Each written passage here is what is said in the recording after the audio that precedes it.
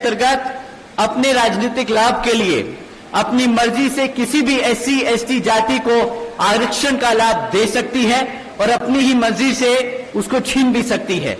यह कहकर कि ये जाति के लोग पैसे से संपन्न हैं तो इनको आरक्षण की जरूरत नहीं। अगर हमारे साथी लोगों को कुछ ज्यादा भूख लग रही है तो मैं अपने साथियों को एक बार बताना चाहूंगा कि बाबा साहब ने अपना पूरा जीवन त्याग दिया था आप लोगों को आरक्षण दिलाने के लिए। आप लोगों से दरखास्त है आप वापस वहां से आए और अंदर यहां बैठे। 5 साल में एक बार मौका मिलता है अपनी लड़ाई लड़ने के लिए।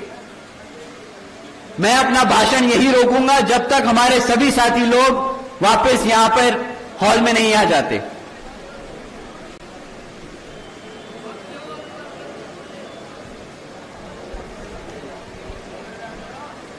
साथियों, ये बात मैं आपस में जब हमारे सदस्यों के साथ मैं बैठता हूं, छोटी मीटिंगें लेता हूं, तब मैं ये उनसे हर बारी कहता हूं। वो मुझे बहुत शिकायत करते हैं कि सर है कुछ समर्थक हैं जो पद लेने तो आ जाते हैं परंतु काम नहीं करते। मैं उनसे बोलता हूं कि सर इन लोगों को आप पद देते हैं और इनसे उम्मीद करते हैं काम करे तो शायद वो अनफेयर होगा, वो वाकिफ नहीं होगा। आपको उनको पद देने के साथ साथ समझाना होगा कि ये जिस मूवमेंट में उन्होंने पद लिया है उस मूवमेंट के लिए कितना संघर्ष किया हमारे आदरणीय बहन जी ने, मान्यवर साहब ने, बाबा साहब डॉक्टर भीमराव अंबेडकर जी ने, और कितना मेहनत हमारा कार्यकर्ता करता है। एक आदमी जो पद लेकर या पटका पहनकर गुमराह करता है या काम नहीं करता, उससे पूरे समाज में जो सभी मेहनतकश लोग हैं जो दिन रात एक करते हैं इस समाज के लिए, इस पार्टी के लिए, इस मूवमेंट के लिए, उनके साथ वो गद्दारी करते हैं। ऐसे गद्दारों के साथ हमें हाथ बटाने की जरूरत नहीं, हमें इनको आगे बढ़ाने की जरूरत नहीं। तो हम इनको आगे से इग्नोर करके चलेंगे। साथियों, मैं अपना भाषण दोबारा रिज्यूम करता हूं। मैं कह रहा था कि यहां पर राज्य सरकारों को यह ताकत दे दी इस जजमेंट ने कि वो अपनी मर्जी से किसी भी एससी एसटी जाति में से आरक्षण का लाभ देना चाहे वो दे सकती हैं। किसी भी एससी एसटी जाति से लाभ छीनना चाहती हैं आरक्षण का तो वो छीन भी सकती हैं। साथियों,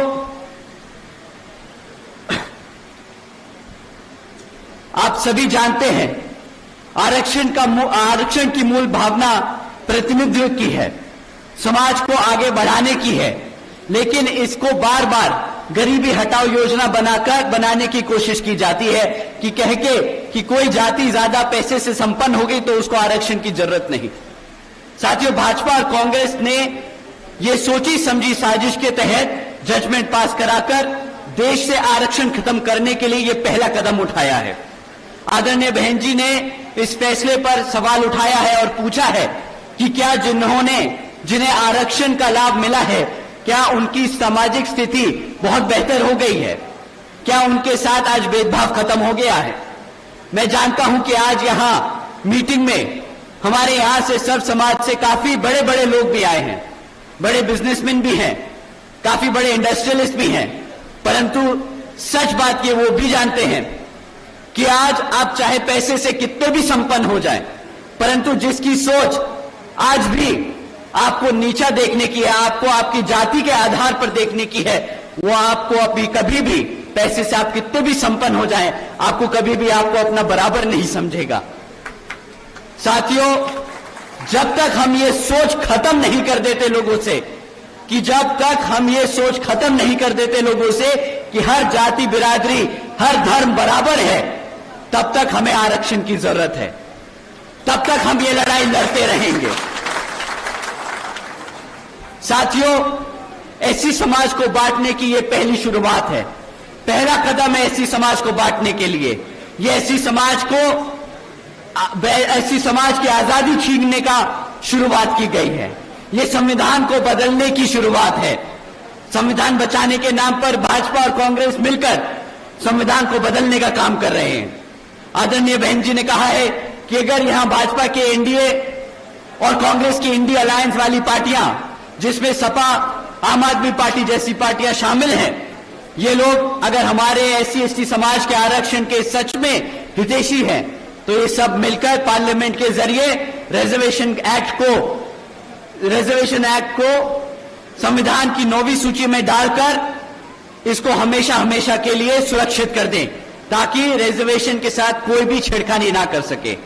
साथियों, लेकिन ये बिल्कुल भी बहन जी की मांग है, और इतना ही नहीं, बल्कि बहन जी ने ये भी मांग की है कि जिस तरीके से ये जजमेंट पास किया गया है, आगे ऐसे जजमेंट पास ना हो, तो बहन जी की ये भी मांग है कि जुडिशरी में भी रिजर्वेशन लागू होना चाहिए, ताकि भविष्य में भी इस तरह के जजमेंट जो हमारे रिजर्वेशन के साथ खिलवाड़ करे, वो कभी भी पास ना हो पाए।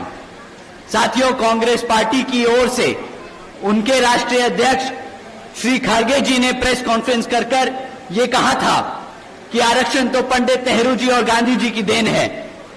पहली बात, राहुल गांधी जी कहां थे वोट मांगने के लिए? तो वो खुद संविधान की किताब दिखाकर वोट मांगते फिरे पूरे देश भर, परंतु जब संविधान के खिलाफ ऐसे जजमेंट पास हो रहे हैं तो वो पूरे मीडिया से गायब हो गए।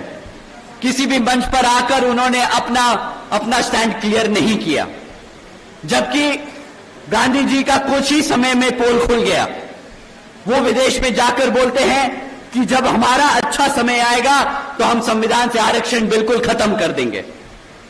साथियों, बताइए, जो लोग कांग्रेस वाले लोग किताब लेकर घूम रहे थे कि हम संविधान बचाएंगे, हमारे एससी एसटी समाज को गुमराह करते फिर रहे थे कि हम आपके हकों के लिए लड़ेंगे, पहला मौका मिलते ही, सरकार को बने 6 महीने नहीं हुए, पहला मौका मिलते ही इन्होंने ऐसा जजमेंट पास होने दिया जिससे हमारा एससी एसटी का रिजर्वेशन खतरे में आ गया।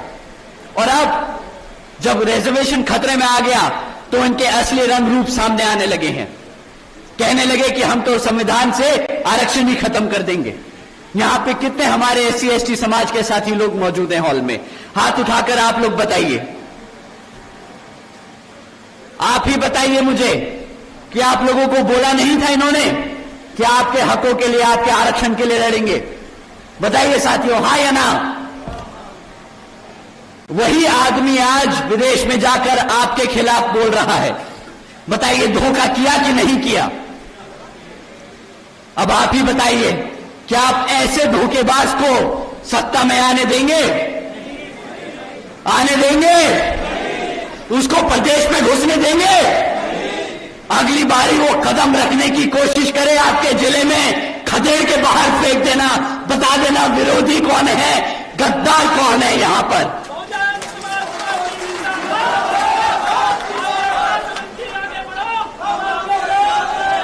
दूसरी बात साथियों, कांग्रेस के राष्ट्रीय अध्यक्ष जी एससी समाज से आते हैं, ये सब जानते हैं। वो अगर बाबा साहब के संघर्षों को नजरअंदाज कर ये कहते हैं कि भाई ये तो पंडित नेहरू जी और गांधी जी की देन है आरक्षण, वो हमारे एससी समाज को गुमराह करने का काम कर रहे हैं, बांटने का काम कर रहे हैं, तो साथियों ऐसे लोगों से भी हमें मान्यवर साहब ने ऐसे ही लोगों से मान्यवर साहब श्री काशीराम जी ने हमें इनसे संभल कर रहने को कहा था। इनफैक्ट इनके लिए तो आदरणीय मान्यवर साहब श्री काशीराम जी ने एक नाम भी दिया था, जो एससी होकर हमारे समाज को गुमराह करने का काम करते हैं। आप लोग जानते हैं उन्हें क्या कहते हैं? क्या कहते हैं? क्या कहते हैं? चमचा।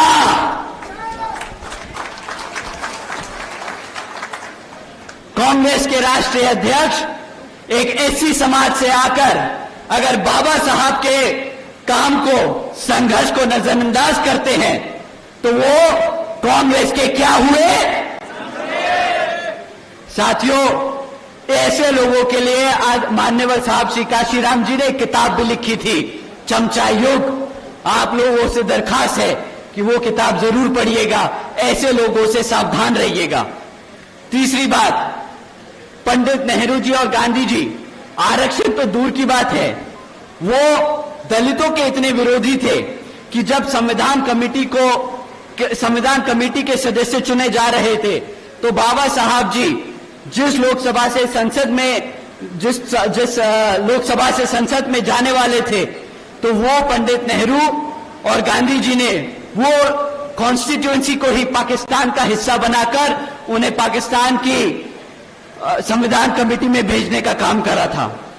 साथियों, जिन लोगों से बाबा साहब नहीं बर्दाश्त हुए, आप लोगों को लगता है कि बाबा साहब का दिया हुआ आरक्षण उन्हें बर्दाश्त होगा? आप लोगों को लगता है कि वो लोग आपके आरक्षण को बर्दाश्त कर पाएंगे? साथियों, ये बात आप अपने जहन में बांध लीजिए। गांव-गांव में अब प्रचार करना शुरू कर दीजिए।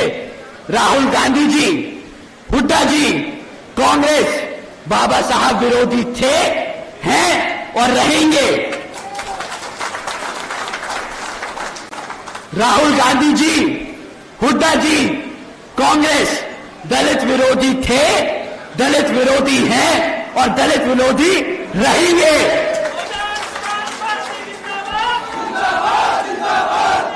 साथियों, राहुल गांधी जी, हुड्डा जी, कांग्रेस आरक्षण विरोधी थे, आरक्षण विरोधी हैं और आरक्षण विरोधी रहेंगे। राहुल गांधी जी जैसे नेता जो आरक्षण खत्म करना चाहते हैं, आप सब जानते हैं, आप सब जान लीजिए, संविधान हमारी पहचान और आरक्षण हमारी आजादी छीनने नहीं देंगे आपको, छीनने नहीं देंगे आपको। साथियों, इन्हें तो अपने ही हरियाणा की दलित बेटी बर्दाश्त नहीं होती। बाबा साहब, मान्यवर साहब, आदरणीय बहन जी और हमारा समाज तो दूर की बात। आप सब ने देखा होगा, इन लोगों से हमारे हरियाणा की दलित की बेटी बर्दाश्त नहीं होती। आदरणीय शैलजा जी के लिए हुड्डा के समर्थकों ने कितना बुरा भला बोला, वो सब आप लोगों ने देखा। एक बड़ी दलित नेता है वो, शैलजा जी का हम पूरा आदर सम्मान करते हैं और इस मंच के माध्यम से हम ये पूरे हरियाणा को बता देना चाहते हैं कि आप एक दलित होकर अपना पूरा जीवन कांग्रेस को समर्पित कर सकते हैं, परंतु तब भी ये कांग्रेस आपको वो सम्मान नहीं दे सकती जो आपकी अपनी पार्टी बहुजन समाज पार्टी देती है। साथियों, मैं ये दोबारा दोहराऊंगा, राहुल गांधी जी, हुड्डा जी, कांग्रेस दलित विरोधी थे, दलित विरोधी हैं और दलित विरोधी ही रहेंगे। साथियों, अब मैं आप सबका ध्यान यहां विधानसभा चुनाव में होने वाले कुछ मुद्दों पर लेके आना चाहूंगा। साथियों, यहां पिछले 10 सालों से हरियाणा में भाजपा की सरकार चल रही है और अब जब चुनाव हमारे सर पर है तो ये भाजपा के लोग भी आप लोगों के बीच में आकर आपसे विभिन्न तरह के वादे करेंगे, आपसे वोट मांगने का काम करेंगे। परंतु साथियों, आपको इनसे सवाल करने होंगे। कभी भी जाति और धर्म के आधार पर मत सवाल करिएगा जो सत्ता में बैठा है। इनसे आपको मैं दरखास्त करूंगा कि आप सवाल करें इनसे, आप इनसे सवाल करें शिक्षा पे, रोजगार पे और यहां पर आसमान छूटी हुई महंगाई पे। साथियों, यहां आज इतनी बड़ी संख्या में हमारी माताएं बहनें बैठी हैं, हमारे बड़े बुजुर्ग बैठे हैं। मैं आप लोगों से पूछना चाहूंगा, आप लोग उन सबको जरूर से सुनिएगा, क्या मिला आपके बच्चों को शिक्षा के नाम पर? बीजेपी के सरकार के चलते हुए साथियों, पिछले 10 सालों में सरकार ने यहां पर 5000 से ज्यादा प्राइमरी स्कूल्स बंद करने का काम किया है। एक तरफ यहां पे पढ़ने लिखने की बच्चों की संख्या दिन पे दिन बढ़ती जा रही है और दूसरी तरफ यहां पर ये भाजपा वाले हमारे बच्चों के प्राइमरी स्कूल बंद कर रहे हैं। इतना ही नहीं साथियों, आज 2200 से ज्यादा सरकारी सीनियर सेकेंडरी स्कूल्स में 1000 से ज्यादा स्कूलों में प्रिंसिपल्स तक नहीं है। हमारे सीनियर स्कूल्स में, सीनियर सेकेंडरी स्कूल में अगर प्रिंसिपल नहीं होंगे तो हमारे बच्चों को पढ़ाएगा लिखाएगा कौन? इतना ही नहीं, बल्कि 2017 से हमारे SC ST OBC समाज के छात्रों की जो स्कॉलरशिप का पैसा था जो सरकार से मिलता है, वो भी इन लोगों ने हमारे बच्चों को नहीं दिया। साथियों, जब आपके बच्चों के स्कूल बंद कर दिए जाएंगे, जब आपके बच्चों के स्कूलों में शिक्षकों को भर्ती नहीं किया जाएगा, उनके स्कॉलरशिप का पैसा रोका जाएगा, तो आप ही बताइए, क्या आपके बच्चों के भविष्य से ये खिलवाड़ होगा कि नहीं? बताइए, आपके बच्चों का भविष्य खतरे में डाला कि नहीं? यहां मेरे सभी युवा साथी हैं, आप बताइए कि आपकी पढ़ाई से खिलवाड़ किया कि नहीं? अरे अगर पढ़ाई से खिलवाड़ किया तो जरा बताओ चंडीगढ़ को कि खिलवाड़ किया, और दोबारा नहीं दोहराने देंगे। यहां पर दर्शन लाल खेड़ा को जिताकर विधानसभा में भेजने का काम करेंगे। वो यहां पे आपके बच्चों की शिक्षा के लिए काम करेंगे। साथियों, पिछले 10 सालों में यहां पर मिला है तो सिर्फ क्या, आपके बच्चों को पढ़ाई के नाम पर यहां पे पेपर लीकों की खबरें सुनने को मिली, बस और कुछ नहीं मिला है। साथियों, कोई भी ऐसा सरकारी डिपार्टमेंट नहीं बचा जिसकी भर्ती के परीक्षा के पेपर इन्होंने ना लीक किए हो। इन्हें बहाना मिल जाता है हमारे बच्चों को सरकारी नौकरी ना देने का। कोई बच्चा इतनी मेहनत करता है, पढ़ाई लिखाई करता है, इतना पैसा खर्चता है, लोन लेकर पढ़ाई करता है ताकि एक सरकारी नौकरी लग जाए, परीक्षा देता है और बाद में क्या पता चलता है कि मेरा पेपर लीक हो गया, उनको बहाना मिल गया सरकारी नौकरियां रद्द करने का। कहां जाएगा हमारे समाज का बच्चा जब वो नौकरी नहीं ले सकता? आप ही बताइए। उसको उसका भविष्य छीनने का काम कर रही है ये भाजपा की सरकार के नहीं। साथियों, हकीकत तो ये है कि ये भाजपा और ये कांग्रेस दोनों ही जिम्मेदार हैं हमारे बच्चों के शिक्षा, हमारे बच्चों के भविष्य से खिलवाड़ करने के लिए। एक सत्ता में रहकर हमारे बच्चों के साथ बच्चों के भविष्य से खिलवाड़ कर रहा है तो दूसरा विपक्ष में बैठकर उसको घेरता नहीं इस मुद्दों पर। आप ही बताइए, क्या ऐसी पार्टी को दोबारा दोहराने देंगे आप? क्या ऐसी पार्टी को दोबारा सत्ता में आने देंगे आप? क्या ऐसी पार्टी को अपने विधानसभा में घुसने देंगे आप? साथियों, शिक्षा अगर अपनी सुरक्षित करनी है तो इन्हें लो बसपा के गठबंधन को जिताना है, यहां पर अपने दर्शन लाल खेड़ा जी को जिताना है। साथियों, एक तरफ इन्होंने हमारे बच्चों के स्कूल बंद किए, प्राइमरी स्कूल्स में भर्ती नहीं करी, हमारे स्कॉलरशिप का पैसा रोका, और दूसरी तरफ आदरणीय बहन कुमारी मायावती जी की योजनाएं हैं। आप जानते होंगे, अगर आप नहीं जानते तो आप जाके अपने सभी बच्चों, अपने सभी साथियों को जरूर बताइएगा। बहन जी के अपने शासनकाल के दौरान बहन जी ने 12वीं तक की शिक्षा फ्री कराने के लिए अपनी बच्चों को 600 करोड़ से ज्यादा की लागत उन पे खर्चने का काम किया था। 7 लाख बच्चों को 12वीं तक की शिक्षा आदरणीय बहन जी ने फ्री में देने का काम किया पूरे प्रदेश में।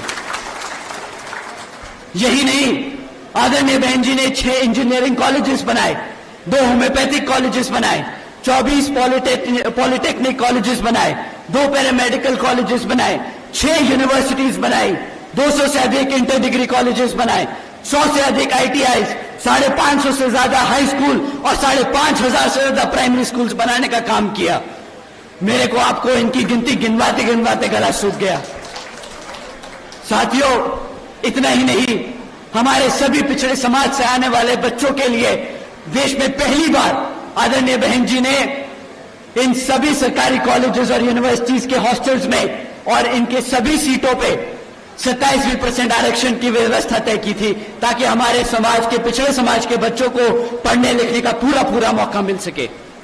साथियों, यही नीतियां हैं जिसके आधार पर चलकर यहां पर बसपा इनेलो की सरकार आपके बच्चों के लिए यहां पर स्कूल्स, यूनिवर्सिटीज, कॉलेजेस, स्कॉलरशिप्स और आपके बच्चों के लिए एक उज्जवल भविष्य देने का काम करेगी, जिसके लिए आपको अब अपनी कमर कस लेनी है और गांव-गांव और गली-गली में घूमकर अपने यहां प्रत्याशी श्री दर्शन लाल खेड़ा जी का प्रचार कर कर उन्हें विधानसभा जिताने का काम कर रहे हैं। अब मैं आप लोगों से, अपने युवा साथियों से रोजगार के नाम पर आपसे मैं बात करना चाहूंगा। आपको सवाल उठाना है कि रोजगार के नाम पर हमारे युवा साथियों को क्या मिला। हमारी माताएं बैठी हैं, हमारी बहनें हैं, हमारे बड़े बुजुर्ग हैं। आपके सबके घर में कम से कम एक युवा होगा जो बेरोजगार घूम रहा है, बेचारा पढ़ाई लिखाई करता है। आपने अपनी मेहनत से इतना कमा दमा के लोन ले ला के उस बच्चे को पढ़ाया, किस लिए? कि वो रोज किसी दिन नौकरी करेगा तो हमारा भी समाज में सर गर्व से फख्र से ऊपर होगा कि मेरा बच्चा भी खुद कमाता है, अपने घर में मेरी माता, मेरी बहन के लिए मैं अपने पिताजी का नाम रोशन करता है। परंतु हकीकत यह है कि पिछले 10 सालों में साथियों 40% युवा आज बेरोजगार घूम रहा है। पिछले 10 साल में यहां पर 2 लाख से ज्यादा सरकारी पद खाली छोड़ दिए गए। आप जानते हैं क्यों यहां पर सरकार अगर चाह के भी 2 लाख सरकारी खाली पद हैं तो वो नहीं भरती।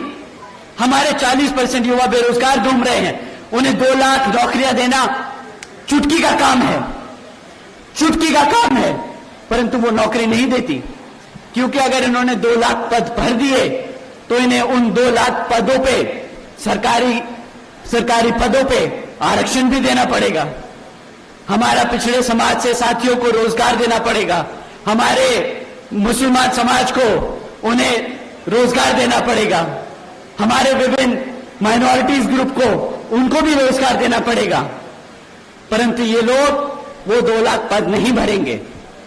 साथियों, इतना ही नहीं, हमारे यहां पे क्लरिकल वर्कर्स वो अपनी बेसिक पे 35,000 रुपए करने की मांग कर रहे हैं पिछले 10 सालों से। आज तक उनकी मांग को सुना तो दूर, उन्हें तो बिल्कुल एंटरटेन ही नहीं करते, ऊपर से धमकाते हैं कि अगर तुमने यहां पे आंदोलन किया तो तुम्हें दरखास्त कर दिया जाएगा सरकारी नौकरियों से। अब आप ही बताइए कि अगर जो लोग रोजगार मांग रहे हैं उन्हें रोजगार देना नहीं चाहते, जो लोग अपना रोजगार में हैं, जो टेम्परेरी वर्कर्स बना रखे इन्होंने, आप लोग तो जानते होंगे कि यहां पर कुल मिलाकर 2000 से ज्यादा लेक्चरर्स परमानेंट होने की मांग भी कर रहे हैं। 40% युवा बेरोजगार घूम रहा है, 2 लाख सरकारी पद खाली पड़े हैं। ये सरकार क्या कर रही है उसके बदले? कौशल विकास निगम जैसी योजनाएं चला रही हैं। जो पक्की नौकरियां हैं उनको भी कच्ची नौकरियां बनाकर यहां पर हमारे समाज के लोगों का आरक्षण वो भी खत्म करने की पूरी तैयारी में बैठी है। साथियों, एक तरफ भाजपा की सरकार है जो रोजगार के नाम पर ऐसा मजाक करती है, दूसरी तरफ हमारे आदरणीय बहन कुमारी मायावती जी की योजनाएं हैं जिसके तहत चलकर बहन जी ने 4 साल के अपने शासनकाल में 90,000 से अधिक शिक्षकों को रोजगार दिया, 1 लाख से अधिक सफाई कर्मचारियों को रोजगार दिया था, 2 लाख से अधिक आदिवासी अधिक से ज्यादा पुलिस फोर्स में भर्ती करी थी। और हमारे यहां पर शहरी सारी अपर कास्ट समाज के साथी लोग बैठे हैं, पंजाब कम्युनिटी से हैं, बनिया कम्युनिटी से हैं। आप सबको जानकर रहनारी होगी साथियों कि आदरणीय बहन जी ने 30 लाख से अधिक हमारे अपर कास्ट समाज के कमजोर लोगों के विभिन्न साथियों को सरकारी नौकरी देने का काम किया था। 30 लाख से ज्यादा नौकरियां हमारे अपर कास्ट समाज के भाइयों बहनों को मिली। इतना ही नहीं, बल्कि बहन जी के शासनकाल के दौरान बसपा की सरकार ने कृषि एवं संबंधित कार्यों में मिनिमम वेज को 55 रुपए से बढ़ाकर 100 रुपए प्रतिदिन करने का काम किया था। अन्य पिछड़े वर्गों की वार्षिक आय की क्रीमी लेयर की वार्षिक आय को बढ़ाकर 3 लाख रुपए से बढ़ाकर 5 लाख रुपए बढ़ाने का काम किया था। साथियों, इतना ही नहीं, हमारे किसान भाइयों के लिए रातों रात गन्ना खरीदी के दाम दुगने कर दिए थे। साथियों, बहन जी के गवर्नेंस मॉडल के तहत चलकर ही बसपा की सरकार ने प्रदेश के सभी समाज के लोगों को अपने पैरों पर खड़ा करने का काम किया था, सम्मान से जीने का अधिकार दिलाया था। साथियों, और अब साथियों, अगर हम महंगाई की बात करें तो इस सरकार के बारे में मेरे पास बोलने के लिए सिर्फ एक ही चीज है। ये सरकार आप लोगों के बीच में आती है और बड़े गर्व से बोलती है कि हमने 80 करोड़ जनता को मुफ्त में राशन दिया है। केंद्र और हरियाणा की भाजपा सरकार बड़े जोर से बोलती है कि इनके मंत्री लोग आपके लोगों के बीच में आकर बोलते हैं कि सरकार ने 80 करोड़ से ज्यादा देशवासियों को मुफ्त में राशन देने का काम किया है, परंतु ये समझते नहीं कि अगर इन्होंने 80 करोड़ से ज्यादा जनता को मुफ्त में राशन देने का काम किया तो इन 80 करोड़ जनता को मुफ्त में राशन देने की जरूरत क्यों पड़ी? ये लोग सीधा सीधा कह रहे हैं कि आज भारत की 80 करोड़ जनता गरीबी रेखा से नीचे है, जो अपने आप कमाकर खा नहीं सकती। इन्होंने 2014 में वादा किया था कि सालाना 2 करोड़ नौकरियां देंगे। अगर ये वो वादा पूरा करते तो आज हमारे टैक्स पेयर्स का 2 लाख करोड़ रुपया इन 80 करोड़ जनता को मुफ्त में राशन देने के लिए नहीं खर्चा जाता। इस 2 लाख करोड़ रुपए जो आपका टैक्स का पैसा है, वो सरकार यहां पर नई नौकरियां पैदा करने के लिए वो लगा पाती। तो ये लोग जो बड़े गर्व से बोलते हैं कि हमने मुफ्त में राशन दिया, हमारे गरीब लोगों के, हमारे लोगों से रोजगार छीनने का काम किया है, 80 करोड़ जनता को गरीबी में ढकेलने का काम किया है, हमारे मेहनत कर टैक्स के पेयर्स का पैसा इन्होंने मिसयूज किया है। साथियों, ऐसे लोगों को आप क्या सत्ता में दोबारा लाना चाहेंगे? आप लोग ऐसे लोगों को सत्ता में लाना चाहेंगे? तो साथियों, समय आ गया है यहां पर अपनी बसपा और इनेलो की सरकार को बनाने का। एक तरफ भाजपा और कांग्रेस आप लोगों को गुलाम बनाना चाहती है, बेरोजगार रखना चाहती है, अनपढ़ रखना चाहती है। दूसरी तरफ बसपा इनेलो का गठबंधन की सरकार आपको अपने पैरों पर पढ़ा लिखा खड़ा कर, रोजगार देकर एक काबिल व्यक्ति बनाकर इस समाज का एक बहुत महत्वपूर्ण हिस्सा बनाना चाहती है। साथियों, इन्हीं कुछ जरूरी बातों के साथ ही आप सभी लोगों से मेरे व खासकर आदरणीय बहन कुमारी मायावती जी की भी ये विशेष अपील है कि इस विधानसभा चुनाव में आप सभी हर मोर्चे पे सावधान रहे। आप लोगों का वोट बहुत कीमती है। आपका वोट कोई खरीद ना पाए, आपका वोट कोई लूट ना पाए, आपका वोट कोई पढ़ने से रह ना जाए। जाति, बिरादरी, धर्म, बल, मंदिर, मस्जिद या किसी भी भावना आदि के नाम पर कोई स्वार्थी आपको अपने जाल में फंसाकर आपके वोट का दुरुपयोग ना कर ले, क्योंकि देश के हर महिला, पुरुष व युवा को वोट डालने का अधिकार, यह महत्वपूर्ण बाबा साहब डॉक्टर भीमराव अंबेडकर जी की महत्वपूर्ण देन है। मैं आप सभी से ये खास तौर अपील करता हूं कि आप लोग यहां विधानसभा जगाधरी से बसपा के उम्मीदवार श्री दर्शन लाल खेड़ा जी को, चुनाव में लड़ रहे दर्शन लाल खेड़ा जी को यहां पर वोटिंग मशीन पर हाथी का चुनाव चिन्ह वाले सामने वाला बटन दबाकर भारी मतों से जिताकर विधानसभा भेजने का काम करें। साथियों, कमर कसने का समय आ गया है। साथियों, सत्ता छीनने का समय आ गया है। साथियों, आपका शासक बनने का समय आ गया है। जय भीम, जय भारत।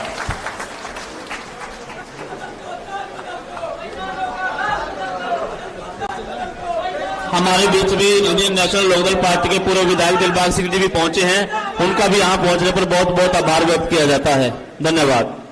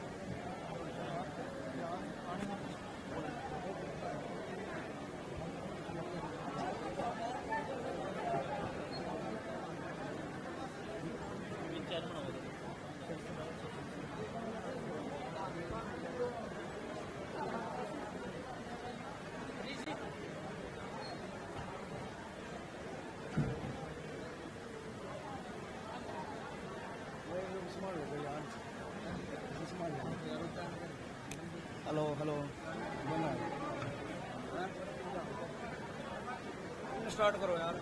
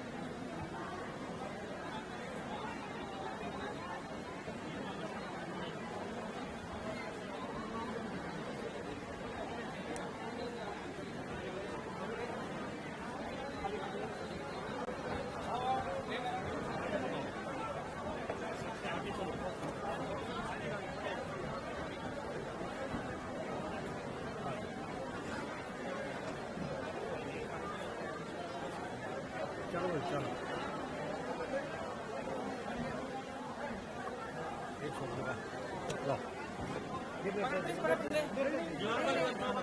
साथियों हेलो हेलो हेलो